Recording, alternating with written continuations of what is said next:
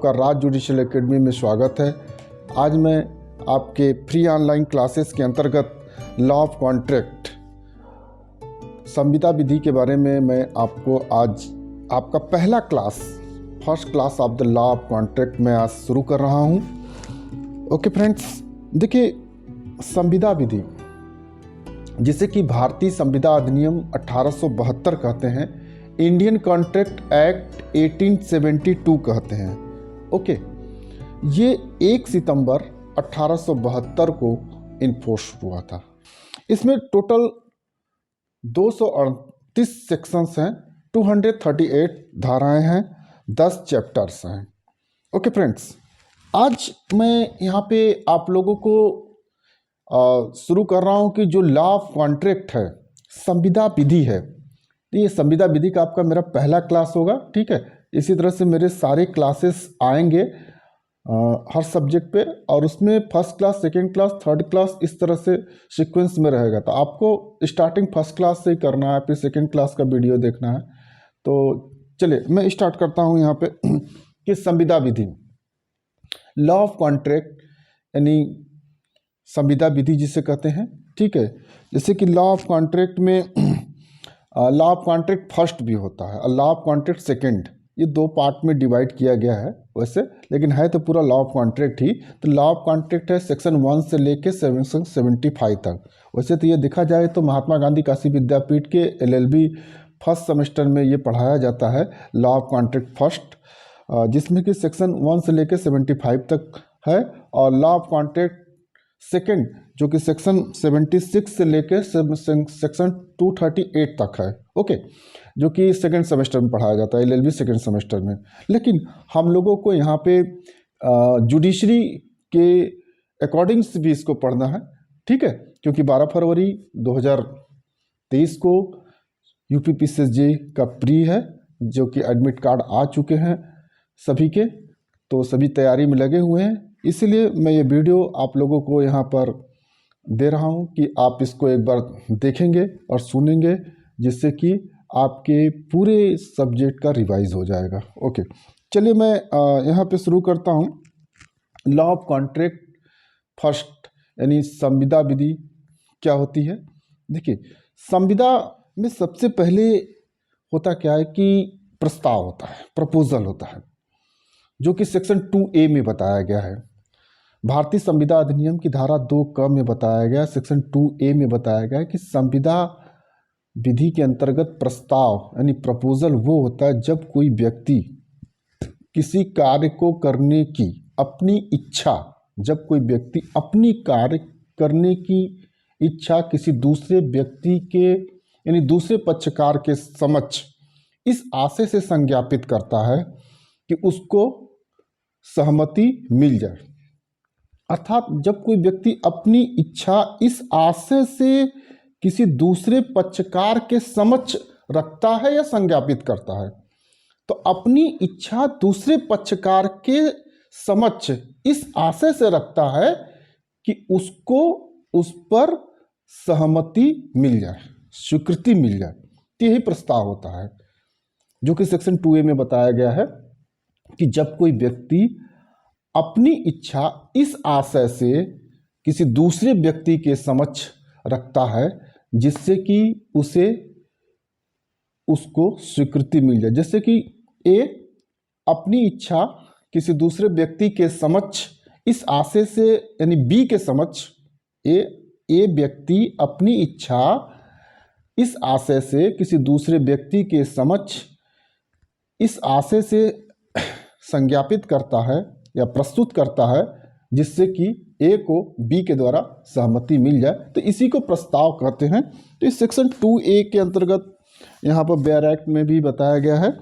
Bare act आप लोग सामने रख के पढ़ा करिए। ठीक है, तो सेक्शन 2A में यही, जिससे कि प्रस्थापना या प्रस्ताव या तो इसको प्रपोजल या तो ऑफर कहते हैं। ठीक है, तो इंग्लिश वर्ड्स आप जरूर देखिएगा, ऑफर या प्रपोजल, प्रस्थापना या प्रस्ताव कहते हैं। चलिए, इस सेक्शन 2A के बारे में हमने बताया कि प्रस्ताव होता क्या है। प्रस्ताव वो होता है जब कोई व्यक्ति अपनी इच्छा इस आशय से किसी दूसरे पक्षकार के समक्ष इस प्रकार से व्यक्त करता है कि उसको स्वीकृति मिल जाए, ये प्रस्ताव होता है।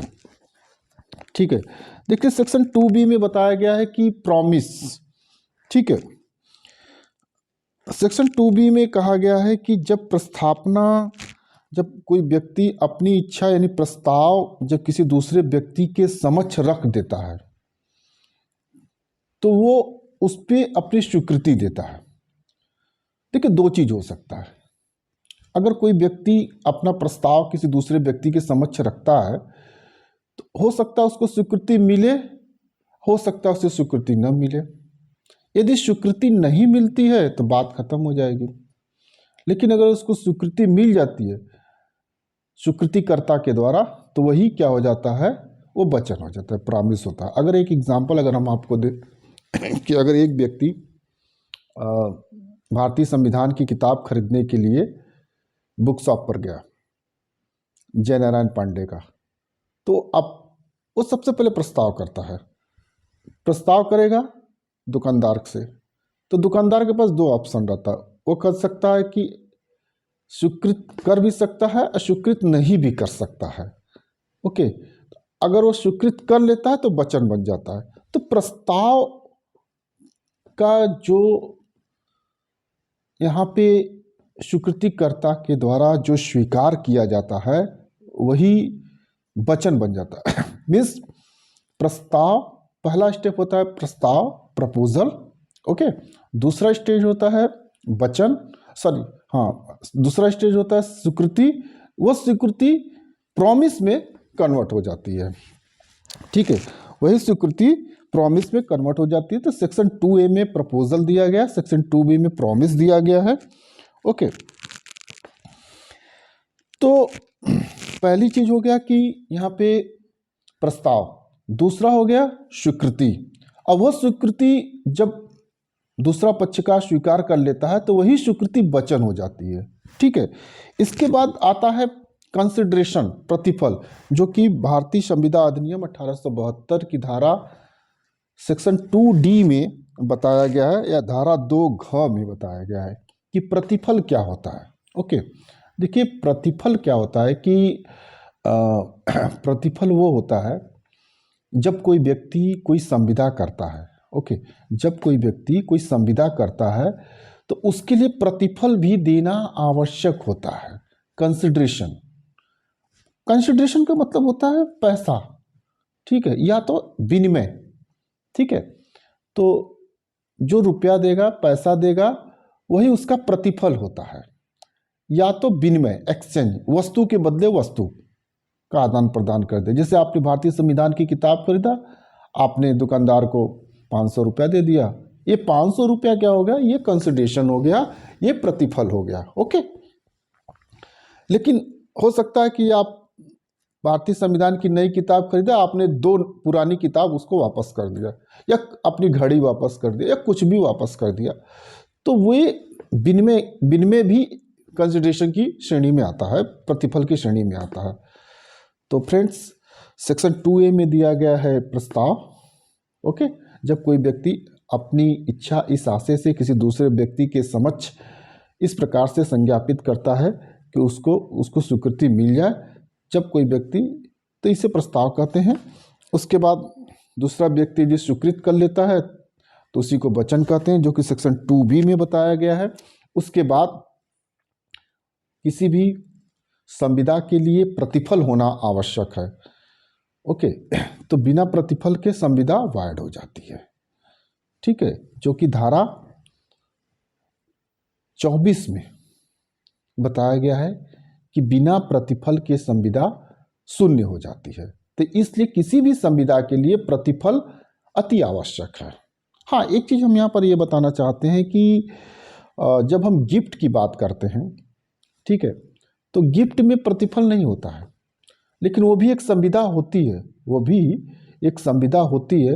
ये एक्सेप्शन होता है, एक अपवाद होता है। तो मैं आपको यहाँ पर ये भी क्लियर करना चाह रहा हूँ कि दान या गिफ्ट एक एक्सेप्शन की श्रेणी में आता है, लेकिन एक्सेप्शन को छोड़ दिया जाए तो without consideration your contract would become wide.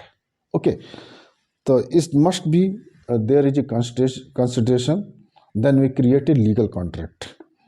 तो पहले सबसे पहले प्रस्ताव होता है, फिर स्वीकृति होती है, फिर वचन होता है, फिर उसके बाद प्रतिफल होता है, फिर प्रतिफल के पश्चात करार होता है, एग्रीमेंट होता है।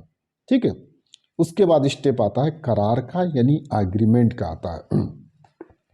तो ये एग्रीमेंट जो यहाँ पे दिया गया है, एग्रीमेंट के बारे में यहाँ पर दिया गया है, वह एग्रीमेंट दोनों पक्षकारों के बीच में होता है। ओके, एग्रीमेंट जो कि सेक्शन 2E में दिया गया है, जिसमें कहा गया है कि every promise and every set of promise forming the consideration for each other is agreement.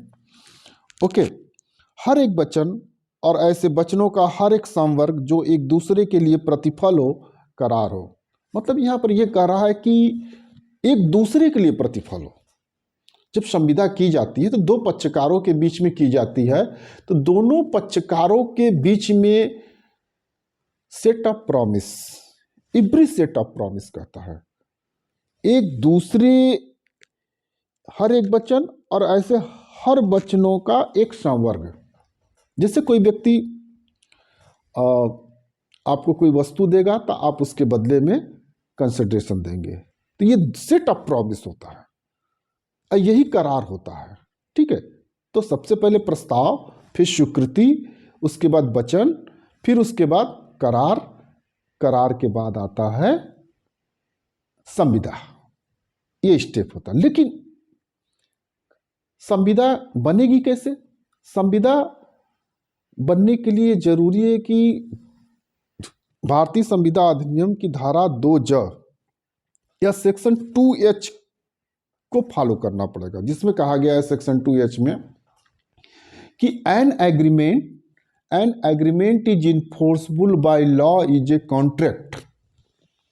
वह करार जो विधि द्वारा परिवर्तनीय है वही संविदा है। सेक्शन 2H धारा 2J में कहा गया कि वह करार जो विधि द्वारा परिवर्तनीय है वही संविदा है। ओके, वह करार जो विधि द्वारा परिवर्तनीय है वही संविदा है। यदि वह करार विधि के द्वारा परिवर्तनीय नहीं है तो संविदा नहीं है। जैसा कि धारा सेक्शन 2G में कहा गया है कि वाइड एग्रीमेंट, धारा 2(6) वह करार जो विधि द्वारा परिवर्तनीय न हो शून्य कहलाता है। अगर करार विधि के द्वारा परिवर्तनीय नहीं है तो धारा 2(6) में सेक्शन 2G में कहा गया है वाइड एग्रीमेंट कि वह शून्य होगा, वाइड हो जाएगा। विधि द्वारा परिवर्तनीय नहीं है तो वह वाइड हो जाएगा। लेकिन सेक्शन 2H के शर्तों का पालन करना पड़ेगा, जिसमें कहा गया है कि वह करार जो विधि द्वारा परिवर्तनीय है वही संविदा है। N agreement is enforceable bye law is a contract. देखिए, मैं आपको यहाँ पर एक चीज़ क्लियर कर दिया कि संविदा का निर्माण कैसे होता है, how to made a legal contract, a valid contract. तो पहले होता है प्रस्ताव यानी प्रपोजल, उसके बाद होती है स्वीकृति, एक्सेप्टेंस, उसके बाद होता है जैसे एक्सेप्टेंस होगा स्वीकृति होती है वो प्रॉमिस हो जाता है। तो वचन हो जाता है प्रस्ताव, स्वीकृति, वचन, उसके बाद प्रतिफल, और प्रतिफल के बाद आता है करार। करार वो होता है जो विधि द्वारा परिवर्तनीय हो, सेक्शन 2H, वह करार जो विधि द्वारा परिवर्तनीय हो वह संविदा होती है। तो ये इस तरीके से एक वैलिड संविदा का निर्माण होता है। ठीक है, लेकिन एक संविदा को पूरा करने के लिए हमको भारतीय संविदा अधिनियम की धारा 10 और धारा 11 की शर्तों को भी पूरा करना पड़ेगा, तभी वह संविदा पूरी मानी जाएगी। सेक्शन 10 कहता है यहाँ पे धारा 10 की सक्षम पक्षकार, कॉम्पिटेंट पर्सन, पहला पॉइंट। दूसरा पॉइंट कहता है स्वतंत्र सहमति, फ्री कंसेंट। उसके बाद कहता है विधिपूर्ण प्रतिफल, लॉफुल कंसिडरेशन। चौथा कहता है विधिपूर्ण उद्देश्य। तो एक संविदा को पूरा करने के लिए धारा 10 की शर्तों को भी पूरा किया जाना आवश्यक है। तो सक्षम पक्षकार, देखिए संविदा वही कर सकता है जो कॉम्पिटेंट पर्सन हो। सक्षम पक्षकार, सक्षम पक्षकार किसे कहते हैं? जो वयस्क हो, ठीक है, जिसने 18 वर्ष की आयु प्राप्त कर ली हो, वह संविदा करने के लिए कॉम्पिटेंट पर्सन होता है। वह वयस्क होता है। तो क्या एक अवयस्क संविदा नहीं कर सकता क्या? ये हम आपको आगे बताएंगे कि मोहरी बीबी बनाम धर्मोदास घोष के केस में कहा गया था कि एक अवयस्क के साथ की गई संविदा शून्य ही नहीं होती है, प्रारंभ से ही शून्य होती है, मोहरी बीबी बनाम धर्मोदास घोष में। लेकिन एक अवयस्क संविदा तभी कर सकता है जब अवयस्क के लाभ के लिए अवयस्क की तरफ से, माइनर की तरफ से उसका संरक्षक संविदा करे।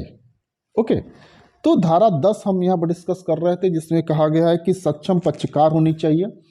तो कॉम्पिटेंट पर्सन वही होता है जो वयस्क हो और दूसरा विकृत चित्त न हो, ठीक है, यानी अनसाउंड माइंड ना हो, पागल ना हो, वही सक्षम पक्षकार है। उसके बाद है स्वतंत्र सहमति। धारा 10 का दूसरा पॉइंट है स्वतंत्र सहमति, फ्री कंसेंट। देखिए, जब भी कोई संविदा की जाती है वह सहमति स्वतंत्र होनी चाहिए, जबकि भारतीय संविदा अधिनियम की धारा 13 में सहमति यानी सम्मति या कंसेंट की परिभाषा दी गई है। सम्मति का मतलब ये होता है कि किसी भी प्रकार से सम्मति लिया जा सकता है, किसी के सर पे बंदूक रख के भी हम संविदा करा सकते हैं, सम्मति तो ऐसे भी मिल जाती है, लेकिन ये स्वतंत्र सहमति नहीं होती है।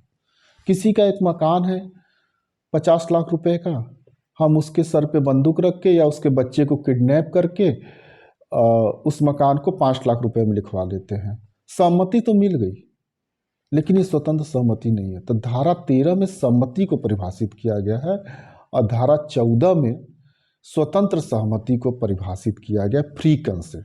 तो ये धारा 14 में फ्री कंसेंट की डिटेल में परिभाषा दी गई है, लेकिन धारा 10 का ये दूसरा क्लॉज है स्वतंत्र सहमति।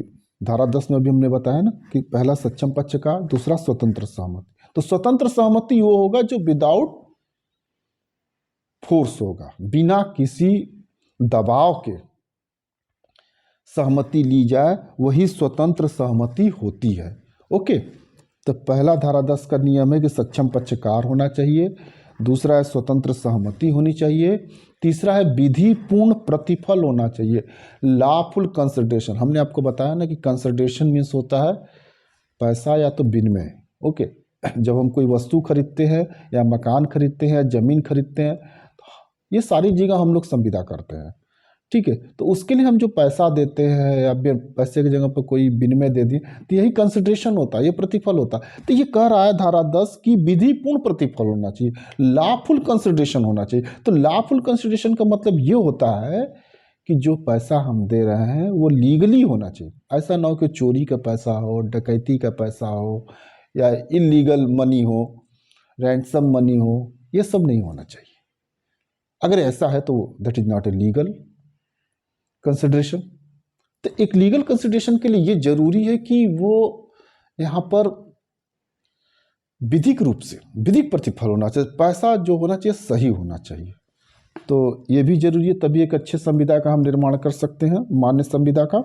उसके बाद आता है विधिपूर्ण उद्देश्य।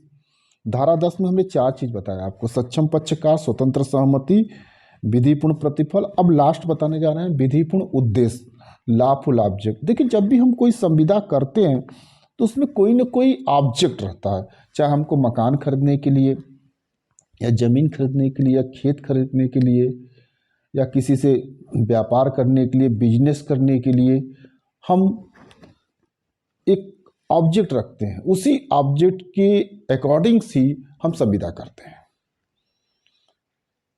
तो ये जो ऑब्जेक्ट है वो लॉफुल होना चाहिए, वो इलीगल नहीं होना चाहिए। ऐसा नहीं कि हम किसी के साथ एक ऐसा ऑब्जेक्ट लेकर चलें, संविदा करें कि किसी को मारने की संविदा करें या अवैध हथियारों को खरीदने की संविदा करें, तो ये मेरा उद्देश्य हो गया, अवैध हथियारों को खरीदना। लेकिन ये this is not a legal way, this is not a legal contact, this is not a legal object. तो ऐसे हम उद्देश्य को लेकर चलेंगे तो विधिपूर्ण नहीं होगा। तो विधिपूर्ण उद्देश्य वही होता है जो कि विधि के अनुसार हो, ठीक है, विधि विरुद्ध न हो, ये हो गया। तो देखिए, धारा 10 आपका क्लियर हो गया कि सक्षम पक्षकार होना चाहिए जो कि वयस्क हो विकृत चित्त न हो, पागल न हो, स्वतंत्र सहमति होनी चाहिए। ठीक है, स्वतंत्र सहमति में हमने आपको बताया कि सहमति तो बाय फोर्स भी ली जा सकती है, लेकिन वो सहमति लीगल कंसेंट नहीं होता है। सहमति वो होता है जो कि स्वतंत्र सहमति होती है, विदाउट एनी फोर्स होता है। जैसा कि धारा 13 में सहमति की परिभाषा बताई गई, धारा 14 में स्वतंत्र सहमति की बताई गई। वहाँ आएंगे तो और डिटेल में बताएंगे, लेकिन यहाँ धारा 10 के सेकेंड सब क्लास है फ्री कंसेंट। तीसरा हमने बताया विधिपूर्ण प्रतिफल। प्रतिफल मीन्स होता है कंसिडरेशन, पैसा देने के लिए होता है। ओके, और विधिपूर्ण उद्देश्य जो कि अभी हमने बताया कि कोई भी संविदा करने के लिए हम लोग उसके लिए कोई विधिपूर्ण ऑब्जेक्ट भी होना चाहिए। ओके, ये जरूरी है। देखिए, एक वैलिड संविदा करने के लिए how to made a create a valid contract, तो उसके लिए हमको सेक्शन 2H, सेक्शन 10 और सेक्शन 11 के शर्तों को पालन करना होगा, तभी हम एक वैध संविदा का निर्माण कर सकते हैं। सेक्शन 2H धारा 2J में कहा गया है कि an agreement is enforceable bye law is a contract. वह करार जो विधि द्वारा परिवर्तनीय होगी वही संविदा होगी। ठीक है, हमने एक्सप्लेन किया अभी आपको। धारा 10 में सक्षम पक्ष का स्वतंत्र सहमति, विधिपूर्ण प्रतिफल और विधिपूर्ण उद्देश्य होगा। आइए हम आते हैं सेक्शन 11 पे, धारा 11 पे। देखिए, धारा 11 में कहा गया है, दो क्लॉज बताया गया है कि अवयस्क न हो, माइनर न हो पहला, दूसरा है विकृत चित्त न हो। तो अवयस्क न हो तो वह व्यक्ति जिनकी आयु 18 वर्ष से कम है वो माइनर होते हैं, अवयस्क होते हैं। तो एक अवयस्क संविदा नहीं कर सकता। जैसा कि अभी हमने बताया आपको कि मोहरी बीबी बनाम धर्मोदास घोष में कहा गया था कि एक अवयस्क के साथ की गई संविदा वायड ही नहीं होते, वायड एब इनिशियो होती है, शून्य ही नहीं होती, प्रारंभ से ही शून्य होती है। ओके, तो ये अवयस्क नहीं होना चाहिए। दूसरा विकृत चित्त नहीं, अनसाउंड माइंड यानी पागल नहीं होना चाहिए। तो किसी भी संविदा को करने के लिए यहाँ पर यह भी जरूरी है कि वह विकृत चित्त न हो, पागल न हो, अनसाउंड माइंड न हो। तो ये धारा 11 की शर्तों को है। ठीक है, और एक चीज़ और हम आपको क्लियर कर दें कि अवयस्क वो भी होता है यदि किसी न्यायालय के द्वारा किसी को संरक्षक नियुक्त किया गया, किसी अवयस्क को यदि न्यायालय के द्वारा किसी अवयस्क के लिए संरक्षक गार्जियन नियुक्त किया गया तो उसकी आवश्यकता की आयु 21 वर्ष मानी जाती है, 21 ईयर्स मानी जाती है। ठीक है, ये उस केस में होता है जब न्यायालय किसी अवयस्क के लिए संरक्षक नियुक्त करता है तो उसकी आवश्यकता की आयु 21 वर्ष मानी जाती है। ऐसे सामान्यतः जनरली एक अवयस्क जो कि 18 वर्ष से कम है वह अवयस्क माना जाता है। हाँ, हमने ये भी कहा कि एक अवयस्क के लाभ के लिए संविदा किया जा सकता है, लेकिन उसके तरफ से कोई संरक्षक संविदा करेगा। तो ये हमारा आज हम आपको पूरा एक कॉन्ट्रैक्ट, एक वैलिड कॉन्ट्रैक्ट कैसे होता है, कैसे बनता, वो हमने बताया कि सेक्शन 2H, सेक्शन 10 और सेक्शन 11, ये 3 सेक्शन को याद रखिए यहाँ पे कि धारा 2J सेक्शन 2H में कहा गया है कि an agreement is enforceable bye law is a contract, वह करार जो विधि द्वारा परिवर्तनीय है वह संविदा होती है। और धारा 10 में कहा गया सक्षम पक्षकार, कॉम्पिटेंट पर्सन, स्वतंत्र सहमति, फ्री कंसेंट, लॉफुल कंसिडरेशन, विधिपूर्ण प्रतिफल, लॉफुल ऑब्जेक्ट लॉफुल ऑब्जेक्ट, विधिपूर्ण उद्देश्य, ये होना चाहिए। धारा 11 में कहा गया कि अवयस्क न हो और विकृत चित्त न हो। तो इस प्रकार से एक वैध संविदा का हम निर्माण कर सकते हैं। तो ये आपका यहाँ पर जो एक संविदा होती है कैसे निर्माण किया जाता ये बताया गया। स्टेप एक बार हम फिर से आपको रिपीट कर दें कि सबसे पहले प्रस्ताव होता है, फिर उसके बाद स्वीकृति होती है। प्रस्ताव मीन्स प्रपोजल, स्वीकृति मीन्स एक्सेप्टेंस। जैसे ही स्वीकृति होती है वो प्रॉमिस बन जाता है, वचन हो जाता है। उसके बाद प्रतिफल का नंबर आता है, कंसिडरेशन देना होता है, और कंसिडरेशन जब हो जाता है तब करार होता है। अब वह करार जो विधि द्वारा परिवर्तनीय हो धारा 2 के अंतर्गत वही संविदा बनती है। तो इसलिए एक लास्ट में हम आपको बता दें कि ये तो मान लीजिए आपके प्री के लिए भी है, इसी तरह से मेंस में भी क्वेश्चन आते हैं। कहता है कि सभी संविदाएं करार हैं लेकिन सभी करार संविदा नहीं है। All contract is agreement but all agreement is not contract. Okay, ये आपके LLB फर्स्ट सेमेस्टर में भी आपके क्वेश्चन पूछते हैं। PCJ के मेंस में भी इस प्रकार के क्वेश्चन आते हैं। ठीक है, तो इसको उसी हिसाब से लिखना भी पड़ता है कि सभी संविदाएं तो करार हैं लेकिन सभी करार संविदा नहीं है। देखिए होता क्या है कि सभी करार संविदा नहीं हो सकती, क्योंकि इसलिए नहीं हो सकता कि कुछ करार विधि के द्वारा परिवर्तनीय न हो। सेक्शन 2H में कहा गया है कि an agreement is enforceable by law as a contract. वह करार जो विधि द्वारा परिवर्तनीय नहीं है तो संविदा हो ही नहीं सकती, लेकिन जो विधि द्वारा परिवर्तनीय होंगी करार वो संविदा बन जाएगी। इसलिए सभी करार संविदा नहीं हो सकती। क्यों नहीं हो सकती? क्योंकि हो सकता है विधि द्वारा परिवर्तनीय न हो, या हो सकता है कि विधि द्वारा परिवर्तनीय है तो संविदा हो जाएंगे, तो इसलिए सभी करार संविदा नहीं होती। दूसरा है कि सभी संविदा करार होती है। देखिए जब एक वैध संविदा का निर्माण हो जाता है तो उसमें करार अंतर्निहित रहता है, इसीलिए सभी संविदाओं के अंतर्गत करार होता है। ऑल कॉन्ट्रैक्ट इज एग्रीमेंट कहा जाता है। तो संविदा तो बन गया, एक वैलिड संविदा बन गया तो उसमें प्रस्ताव, स्वीकृति, वचन, प्रतिफल और करार ये अंतर्निहित है, तभी एक संविदा का निर्माण होता है। ओके, तभी एक संविदा का निर्माण भी होता है। इसलिए एक क्वेश्चन भी हमने आपको बता दिया कि all contract is not all agreement is not contract but all contract is agreement. सभी संविदाएं करार होती हैं लेकिन सभी करार संविदा नहीं होती है। सभी करार संविदा इसलिए नहीं होती कि वो सेक्शन 2H के अंतर्गत हो सकता है संविदा का निर्माण न करती हो, विधि द्वारा परिवर्तनीय न हो, लेकिन जब एक संविदा का निर्माण हो जाता है तो उसमें करार अंतर्निहित रहता है। एक वैलिड संविदा की बात कर रहे हैं, एक मान्य संविदा की बात कर रहे हैं, तो ये यहाँ पर हम कह सकते हैं कि सभी संविदाएं करार होती हैं लेकिन सभी करार संविदा नहीं होती है। ये हमारा आज का जो टॉपिक था कॉन्ट्रैक्ट में आपको संविदा का कॉन्सेप्ट बताने के लिए था। तो एक वैध संविदा के निर्माण करने के लिए धारा 2 सेक्शन 2H भारतीय संविदा अधिनियम 1872 की सेक्शन 2H, सेक्शन 10, सेक्शन 11 की शर्तों को आप अच्छे से रट लीजिए। सेक्शन 2H में कहा गया है कि an agreement enforceable by law is a contract, वह करार जो विधि द्वारा परिवर्तनीय है वह संविदा है। धारा 10 में कहा गया सक्षम पक्षकार, स्वतंत्र सहमति, विधिपूर्ण प्रतिफल, विधिपूर्ण उद्देश्य। धारा 11 में कहा गया कि अवयस्क न हो, विकृचित न हो। ठीक है, तो ये आपका सारी संविदाएं एक वैध संविदा के निर्माण के लिए हमने आपको एक जो कॉन्सेप्ट है ये होता है। ठीक है, ये वीडियो अगर आपको एक बार में न समझ में आए तो दोबारा देखिए। मैंने देखिए बहुत सारी चीज़ों को 2-3 बार 4 बार रिपीट करने की भी कोशिश किया है कि आपको समझ में आ जाए। ठीक है, तो ये वीडियो को आप दोबारा भी देख सकते हैं। तो ये पहला स्टेप है कि आपको संविदा क्या होती है, वह कॉन्सेप्ट ऑफ द कॉन्ट्रैक्ट, ये मैंने आज आपका क्लियर किया।